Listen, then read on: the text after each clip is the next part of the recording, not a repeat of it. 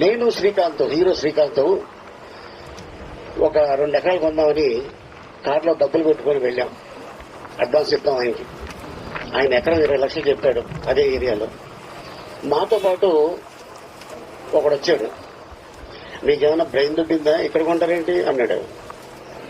ఆ రోజు ఆడు చెప్పకపోతే అప్పుడు 20 లక్షలు ఎకరం, ఇప్పుడు అదే ఎకరం 80 కోట్లు. ఆయన్ని తీసుకెట్టడంలో 80 కోట్లు చెప్పకపోతే అప్పుడు 20 లక్షలు ఎకరం, ఇప్పుడు అదే ఎకరం 80 కోట్లు. ఆయన్ని తీసుకెట్టడంలో 80 కోట్లు పోయింది మాకు. అందుకని భూమి కొంటున్నప్పుడు మీకు ఆలోచన వస్తే డబ్బులుంటే కొనేయండి. ఎవరికి చెప్పొద్దు. ఎవరికైనా చెప్తే వాడు డెఫినెట్ గా ఏదో వంట పెడతాడు. మనకి లేనిపోయింది టెన్షన్ స్టార్ట్ అవుతుంది బ్రెయిన్ లో. సో అందుకోసం